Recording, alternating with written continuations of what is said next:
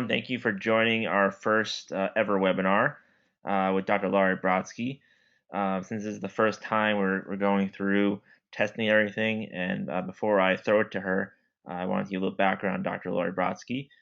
She's a Manhattan-based naturopathic doctor who graduated from the Canadian College of Naturopathic Medicine in Toronto with a strong science background and a passion for wellness and healthy living.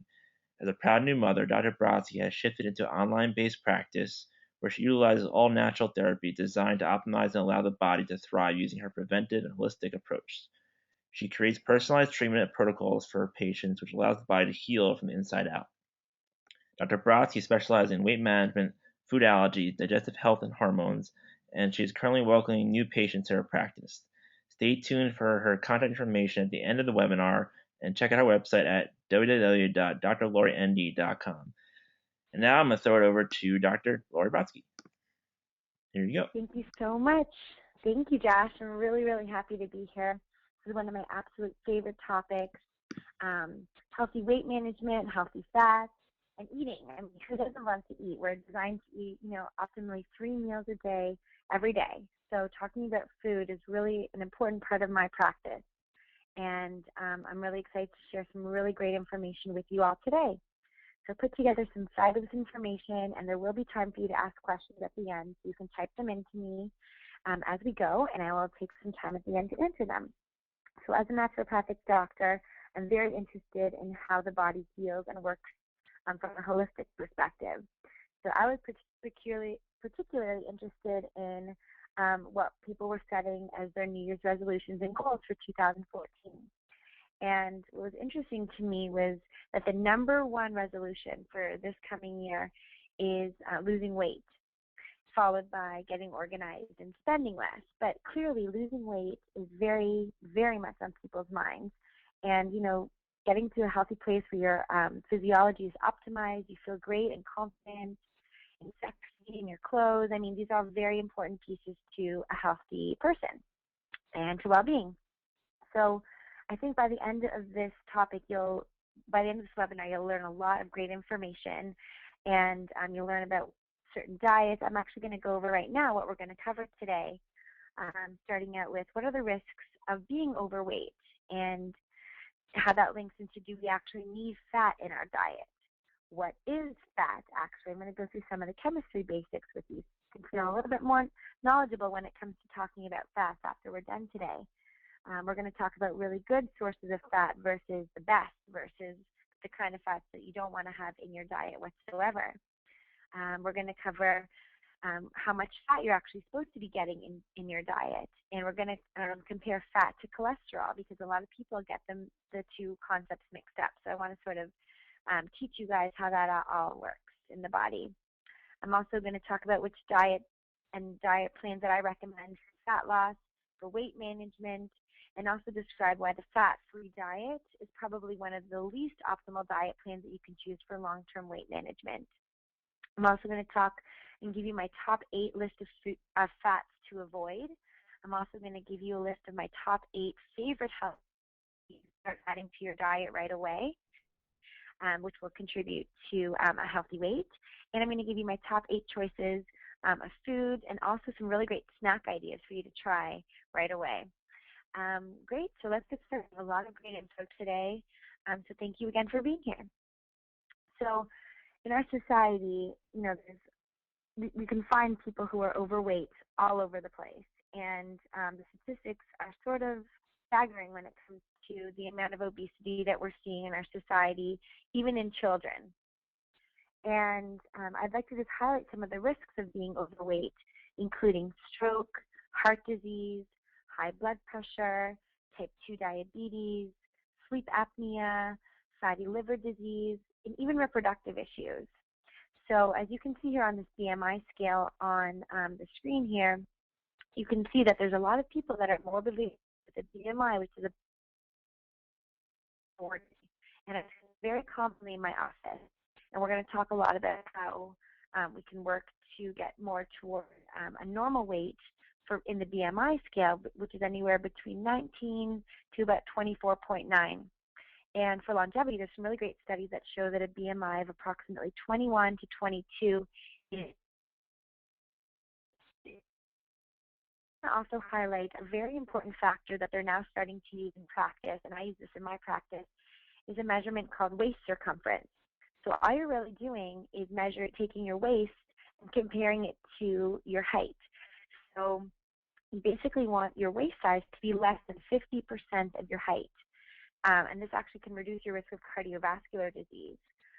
Because a lot of the metabolic tissue that we store in the visceral fat that sits around our abdomen, which I'm going to talk about, actually does. A man who's about 6 feet tall, we want his waist size to be less than 36 inches. And a woman who's about 5'4", we want her waist size to be under 32 inches.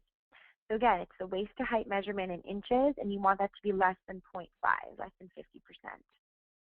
So a really important question is, do I even need fat in my diet? Everyone always talks about low fat, this and that. So I want to highlight that, yes, we really, really do need fat in our diet. Most people consider fat the dietary villain, and fat's going to increase your risk of heart attack and cardiovascular disease. But it's actually the complete opposite. It's very important and essential part of a healthy diet because they are what are providing an essential fatty acid. And I want you to understand that when I say essential fatty acid, that means that our body does not produce these fats. We need to get them from our diet. So our body cannot produce them on its own. And what these fats do is they keep our skin soft, they keep our brain, there's something called the blood-brain barrier, and it keeps our brain young. We need that. We need healthy fats to keep our blood-brain barrier young and sharp. We also need fats to deliver fat-soluble vitamins, and they're also a very important fuel for energy. So I'd like to highlight a little bit about what fats are. So we can break fats into saturated fats and unsaturated fats. Because chemically, all fats are made up of basically just long carbon chains of hydrogen and oxygen, and they're just arranged in different orders. And each carbon atom is bonded to 2 other carbon atoms. And the more carbon atoms you have in that fat, the longer the chain will be. So fatty acids with longer chains actually have a higher melting point because they actually yield more energy when they're heated up. So that's what a fat is made of. So you have a fat head, okay? About 2/3 fat, but it's not just any fat, okay? These are very specialized fats. And these are the same ones that built the brain of our ancestors and enabled them to learn and evolve at such a fast rate. So these same fats are now, even as we speak, being incorporated into the very structure of our brains, and these are called membranes. Now, the membranes of neurons, and neurons, just for you to know, are the specialized brain cells that communicate with each other. These are composed of a thin double layer of fatty acid molecules. And these fatty acids are what deliver the fat. And so when we're eating fat in our diets and digesting them, that's actually what we're making. We're making these fatty acids of various lengths that get incorporated into the membranes. And your brain then uses these as raw materials to assemble the special fats, and that's what becomes the membrane. Now, what's covering these membranes is a very protective sheath that allows for really good communication between the neurons at very fast nerve transmission, and this is called myelin. And myelin, believe it or not, is produced 70% fat. Okay, so it's a very fatty tissue. So, for instance, we need to have a very fatty myelin protective layer on our nervous system because if we, for instance, touch something very hot on the stove, we need that nerve signaling from our brain to say, get your hand off the stove ASAP before you get hurt. And so this is a very important part of the nervous system.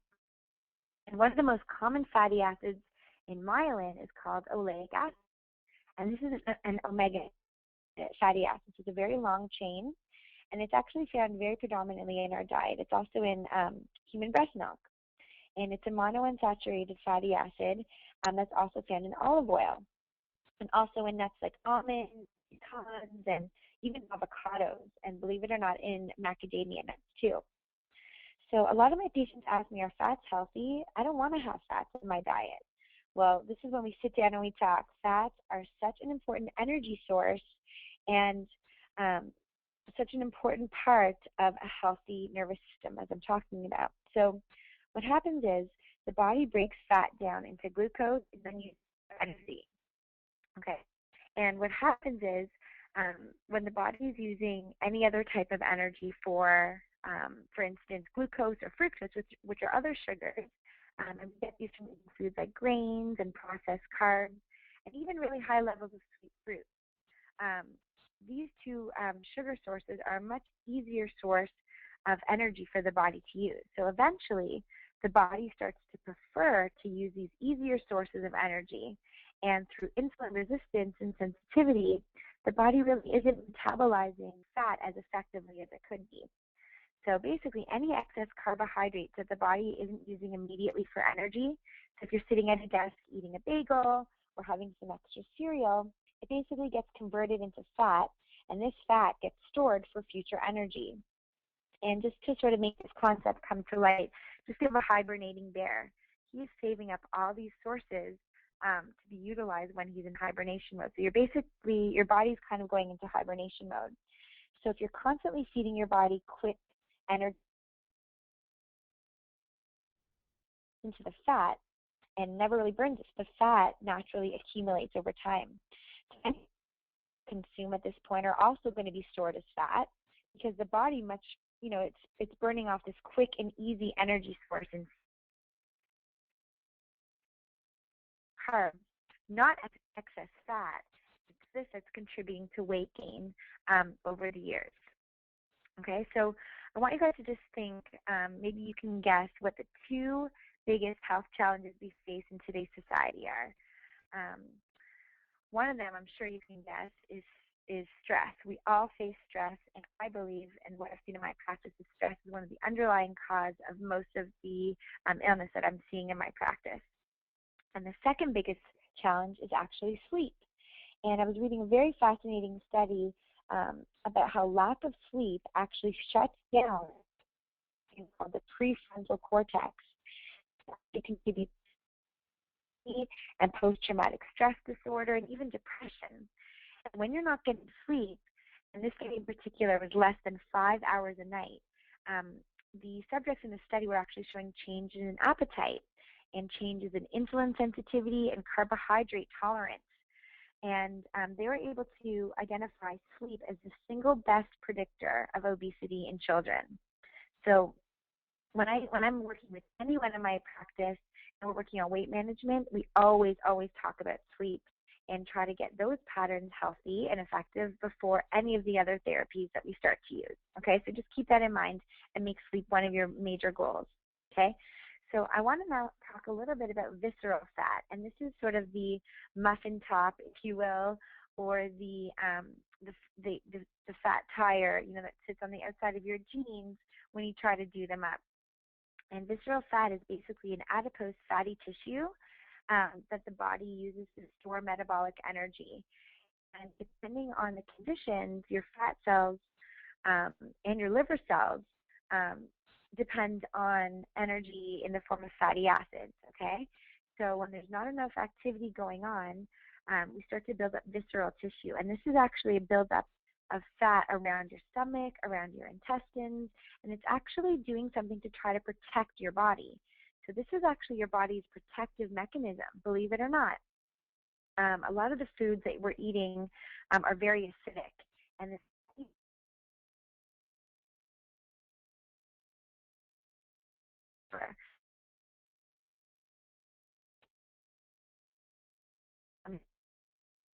system. And this gets dangerous because it starts secreting all kinds of inflammatory molecules and hormones like insulin and glucagon and epinephrine. And so it's blocking the signals from your brain saying, I'm full, or saying, I'm hungry. And when this happens, we just keep eating and eating and eating at dinner. Nothing's really telling us to stop. Definitely hard is whenever I see visceral adipose tissue around the abdomen. And look at inflammation. There's a lot of things that contribute to long-term inflammation buildup, which leads to visceral adipose tissue buildup. One of them is lack of sleep. Another one is emotional stress. Other things like smoking, lack of exercise, eating trans fats, eating lots of sugar, and even oxidized cholesterol, which is what happens when certain fats go rancid and they're in our diet. So there's actually quite a few things that contribute to inflammation in the body, which does lead to long-term health concerns. So this leads me to an interesting question. When we're drinking, people who drink milk want to know, do I drink skim or do I drink full fat? Well, I just want you to know that when any time in any product, whether it's like a sweet treat or milk, for instance, whenever they're taking fat out of the product, not only are they just leaving you with the sugar, so in milk, you're just being left with the lactose sugar, you're also removing the fat-soluble vitamins, which are A, D, E, and K. And we actually need these vitamins to absorb protein. So my take on this whole fat-free concept is basically all backwards. You're taking away the most important nutrition when you're taking the fat away. So what I always say is make sure you're doing organic grass-fed dairy that has some fat in it because, again, it has those fat-soluble vitamins. And, for instance, when you're taking vitamin D, since it's not found in our diets, we mostly get it through the sun, and in the winter we're not seeing all that much sun. What I recommend to my patients is when you're taking your vitamin D or your vitamin K or E or any of these fat-soluble vitamins along with your fish oil, which is another fat, I recommend that you take that with a fatty snack, and this actually increases the absorption of that nutritious supplement. And the reason that is because whenever we're eating fat, the liver creates a substance called bile, and it's an emulsifier. So basically, it helps your body absorb fat in the foods that we're taking. So, for instance, if you're going to take your vitamin D with breakfast, which is what I do, I have some almonds, or I make sure that I add some coconut oil to my oatmeal, or when I'm cooking up some eggs, I'll do it that way. Or if you're taking your fish oil with dinner, make sure you're doing it with some avocado in your salad or with some chicken breast, anything other than on an empty stomach, okay? Make sure you're getting your money's worth. And this actually leads me right into the next question. I mean, what is actually making us fat? It's not the fat itself. It's actually the sugar that's not being metabolized. Our pancreas gets really tired, and over time, again, it shifts away from fat-burning mode where there's a lot of peaks and crashes leading to hypoglycemia. So having sugar actually leads you to have more sugar cravings, and this can actually produce a very vicious cycle and trick you into eating more and more of the wrong types of foods for more of that quick fix. So again, say no to fat-free foods and those light foods. I'm much bigger proponent of whole food, fresh food diets. Okay, just one thing to keep in mind, every single cell in your body is able to digest glucose. Okay, so if you're eating an apple, you're going to be eating glucose, you're going to be having fructose from the fruit sugars, you're going to be having fiber, antioxidants, a whole bunch of very ingredients that make an apple a very healthy choice. You know, they say an apple a day keeps the doctor away. And if we compare this to food like licorice, Twizzlers, ice cream, Smarties, any of these kind of sweet treats, only the liver cells can metabolize this processed fructose. And basically, it puts a lot of extra work on our liver. Basically, it's, you know, the liver's already doing so much for us, right? It's metabolizing our hormones, detoxifying our system, detoxifying drugs, metabolizing blood sugars, helping regulate our cholesterol levels. So anytime that we can take a little burden off the liver, we're doing our body very good, okay? So definitely, I'd say like choose an apple over licorice when you want a sweet little snack, okay? Now, people always ask, well, how much is too much? That's a very good question when it comes to fat because fat is still calorically dense, okay? There are 9 calories in every gram of fat. Now, the good news is fat becomes a filling food, right? You're very satiated after you're eating something cooked in a very healthy oil or having a few almonds as a snack.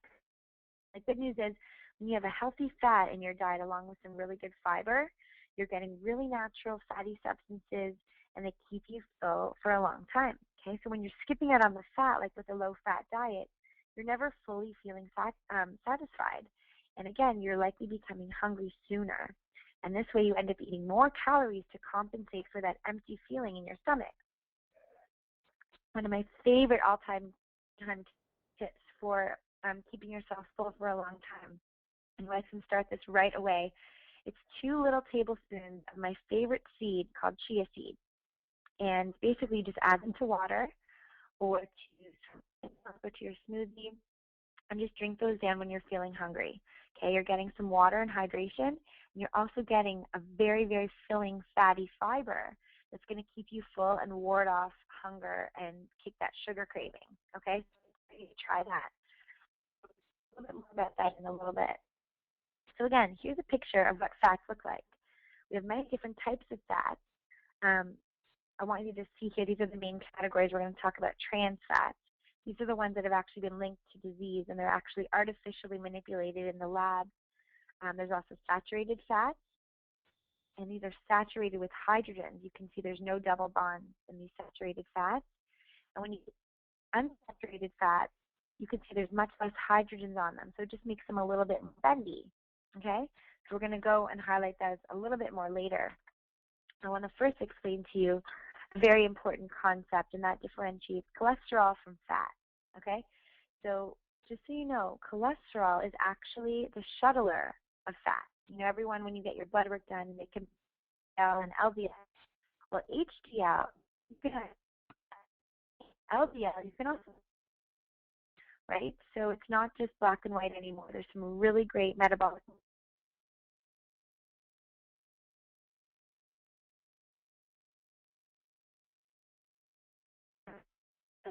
particles you have, is a much better indicator of cardiovascular disease in the long run. So I just want you to understand the HDL is actually the healthier shuttler, and what it does is it's this little shuttler that goes into your arteries and it picks up the little inflammatory plaques that build up and take them back to the liver. Okay? So that way the liver which is a great, is probably more efficiently in getting your tissues treated. LDL is actually a that when your liver is overburdened and when you're getting too much of the wrong type of fat in your diet, actually these shuttles, these little LDL particles shuttle fat right into your arteries because there's nowhere else to go. So then your plaques start building up and you're at much increased risk of stroke, and that's when things get dangerous. So some really healthy sources of fat, of cholesterol are pastured organic eggs. Also, meat. You know, when we choose wisely, we need to really think of grass-fed, organic, pastured meat. Because we really do need cholesterol in our diet. It actually keeps our brain and mind young and sharp. Okay? So cholesterol is not dangerous. Eggs actually boost your healthy cholesterol levels. And again, cholesterol helps reduce inflammation because they sort of these little shuttlers actually pass up the damage that's going on from this long-term inflammatory response. So when our cholesterol levels are too low, that's also dangerous because, again, that blood-brain barrier isn't getting the healthy fats that it needs. So I definitely do not recommend your cholesterol levels being too low either. Now, there's so many diets out there. My patients come in, oh, I've tried this, I've tried that. So my protocols are very individualized to each patient because guess what? Everyone is different. Different things work for different people. However, in my practice and in my own personal experience with my family and myself, I find that the most nutritious thing I can do is living in moderation, and moderation being a plant-based, for the most part, gluten-conscious, paleo-style, ketogenic diet with intermittent fasting, where I give my body 12 hours from the last meal I ate at night to the next morning, and very selective of which fish, which meat, and which protein I eat. As many veggies as I can, and I balance it out with very healthy fats, and that's where the ketogenic aspect fits in. So basically, lots of healthy protein, fat, and fiber, and lots of complex carbs. And I also like to follow the glycemic index, which is just making sure that my blood sugars are staying pretty healthy throughout the day without spiking and crashing.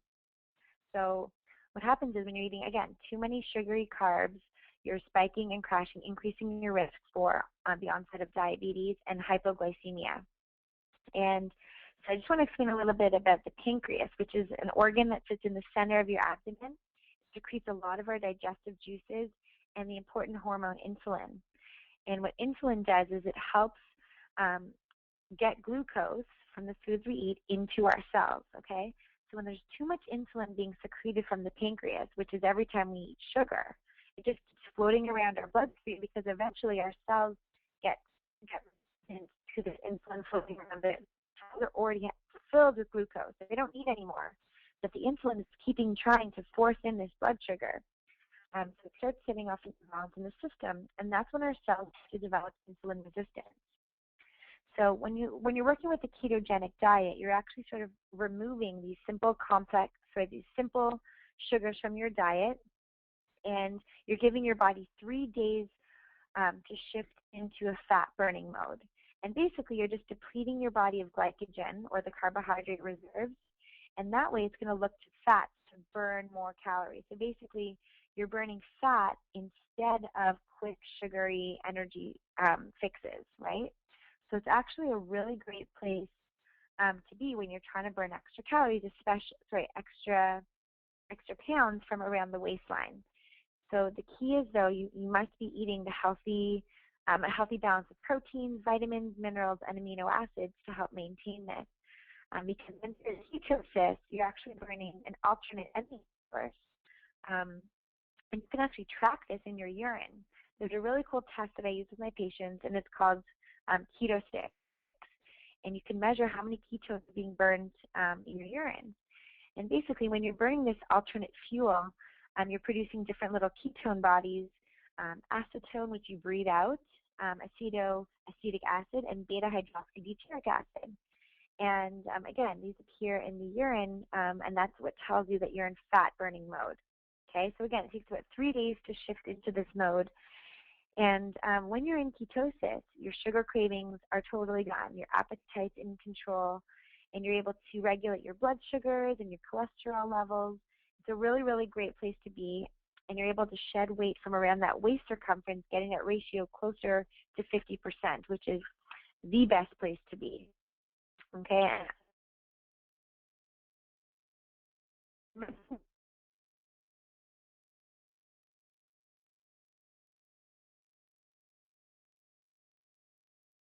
By insulin resistance. So the brain, right, our appetite signals are messed with when our cells aren't responding to insulin. We have all of these different immune factors, like the macrophages, different parts of the capillary system, and even our blood vessels and blood system becomes resistant to insulin. The heart cells and the myocardium, and even the liver, it gets overburdened with free fatty acids, and the body just doesn't know what to do with it. And basically, the standard American diet, or the SAD diet, when we're eating too many cereals and breads and muffins and cakes and pastries and pastas and pizzas and rice and corn, basically our pancreas is getting very tired. It's secreting so much insulin, and it just sets us into a low blood sugar state with constant sugar cravings. And again, when you're not getting enough sleep, this also contributes to insulin resistance and increased risk for diabetes. So basically, we want to cut out this vicious cycle and cut out the sugar cravings and unlock the fat cells. Okay? So how are we going to do that? Now I want to start getting into the fun, juicy stuff. So as you can see on this slide here, I put together the different categories of fat. Okay? There's different fats found in food, poly and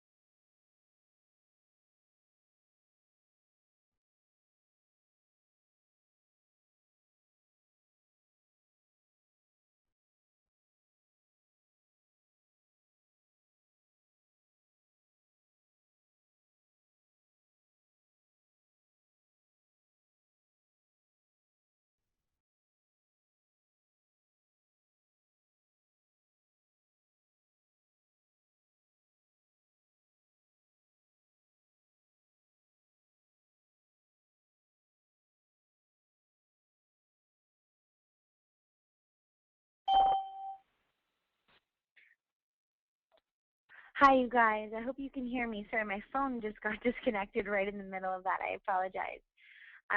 Just getting back into it, we have omega-3 and omega-6, and we also have the omega-9 fats, which I want to go through with you. Again, just something to keep in mind. When you're supplementing, a lot of my patients bring in their supplements to me, and they're fish oil and omega-3 products. And I definitely want you to get one that does not contain any extra omega-6 or omega-9 fats. We just want the omega-3 fats when you're supplementing with a really good fish oil. And I'll explain a little bit about that as we keep going. Okay, so that was just my little tip for fish oil. Now when we're breaking it all down, I just want you to understand the concept. Olive oil, for instance, is not purely a monounsaturated oil. There's a little bit of polyunsaturated and a little bit of saturated oil. Okay, so there's not one food that's purely just one type of oil, okay, and one type of fat. So this, all types of meat, dairy, nuts, even foods, everything we eat is a little bit of both, but sometimes there's a little bit more in favor of one fat versus the next, okay? So let's first talk about trans fats. Okay, everyone knows these are the artery clogging fats that actually can lower your healthy levels of HDL, which is your healthy fat shuttler in the system. And these are foods like partially hydrogenated vegetable oils. So when you're reading a label, you'll see partially hydrogenated kernel oil or sunflower, safflower that's been partially hydrogenated. These are the oils that you fully want to ban out of your diet, okay? These are not found in nature. These have been artificially created in the lab, and studies have linked them to coronary artery disease, okay? Coronary heart disease, diabetes, and these are found in foods like pizza dough, fried foods, candy bars, microwave popcorn, French fries, donuts, chips, salad dressings, cakes and cookies, frozen waffles, I mean, you name it, baked goods, prepared desserts. Trans fats are really hidden in our diet, and even though it says less than 0%, I still want you to stay away from foods, even if there's a slight chance of them having trans fats, okay? We do not need these in our diets whatsoever for health, okay? Now, on the flip side, I want to talk a little bit about saturated fat.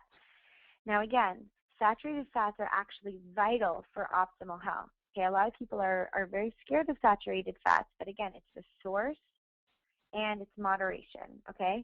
So saturated fats are found in foods like meat, butter, coconut, and avocado. And what these types of fats do is they're actually the building blocks for cell membranes. And they're very useful antiviral agents. And they also are antifungal agents. And they help prevent cancer. Because they modify different gene regulation at the cellular level, okay?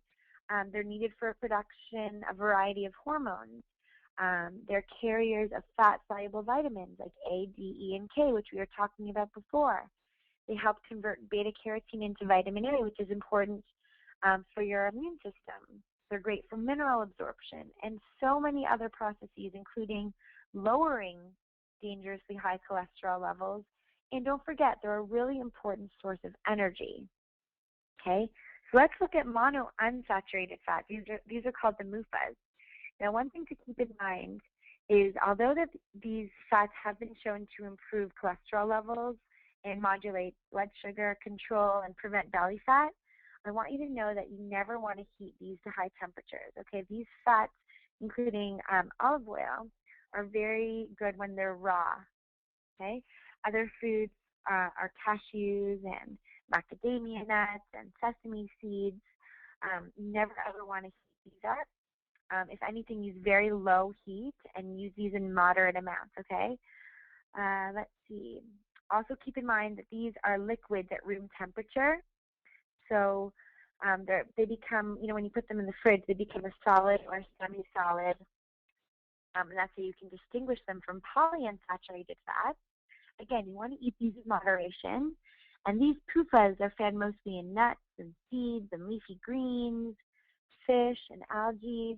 A lot of the times, they are highly processed when they're in their omega-6 form. And this is quite dangerous when we're eating a lot of snack foods and chips with these omega-6 polyunsaturated fats because these become quite perishable. And again, don't forget, polyunsaturated fats are omega-3 and omega-6. So again, these can help reduce your risk of diabetes, but you must choose them wisely. And again, eat them in moderation. And when you're eating the whole food source, that's actually the best because any type of processing to these types of oils when heating can actually damage them very easily. So some of my favorite sources of polyunsaturated fats are walnuts, chia seeds, sardines, sesame and sunflower seeds. And you can identify these from the MUFAs because these actually remain a liquid even at cold temperatures.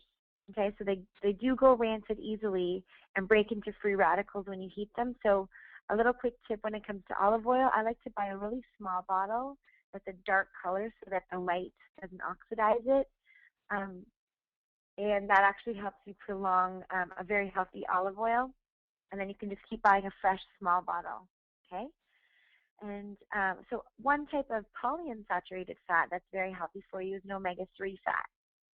And these are famous because they're very, very important for your health, so your heart health, and which is your cardiovascular system, and also your nervous system, which is your brain health. And there's some really, really yummy sources of omega-3 fats like flax seeds and walnuts and fish like sardines and salmon, especially when these are wild caught and cold water fish.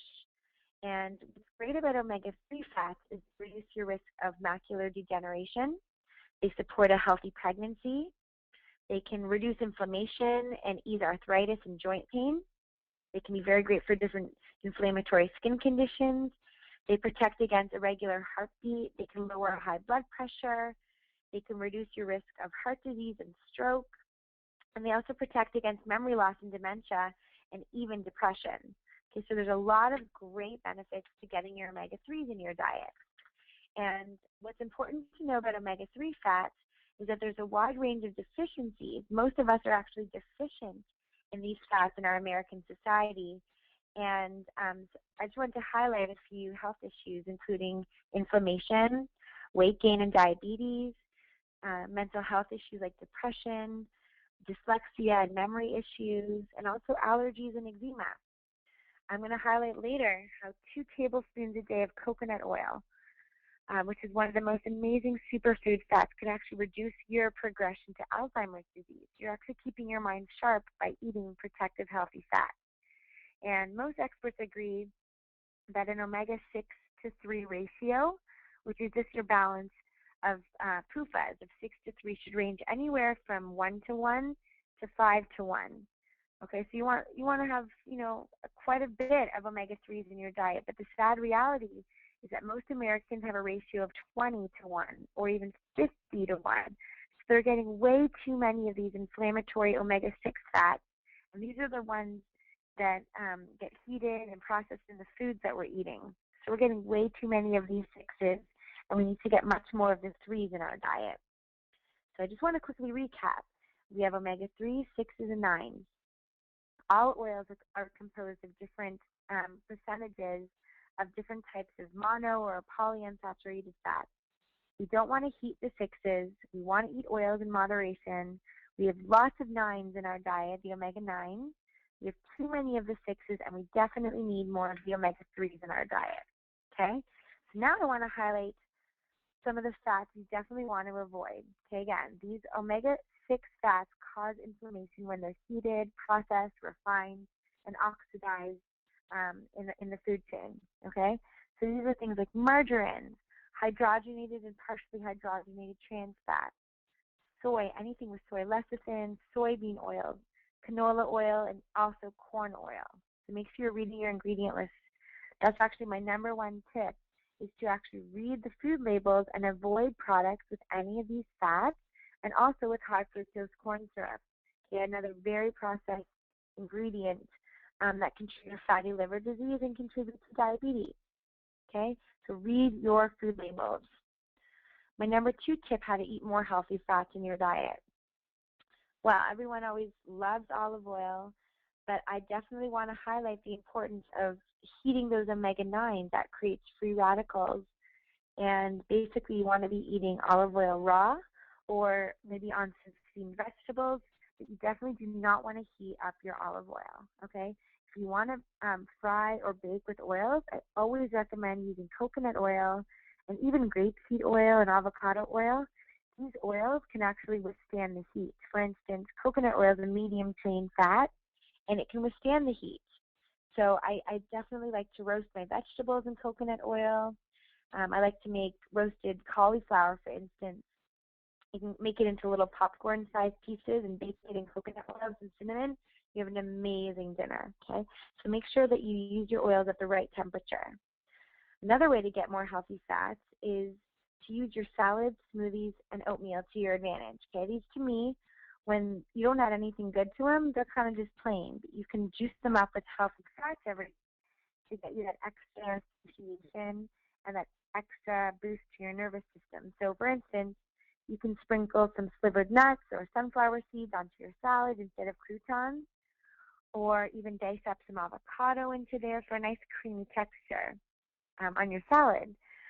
In your smoothies, you can add some healthy fats like coconut flakes or a tablespoon of nut butter, some almond milk, even chia seeds or nuts that are raw and soaked overnight.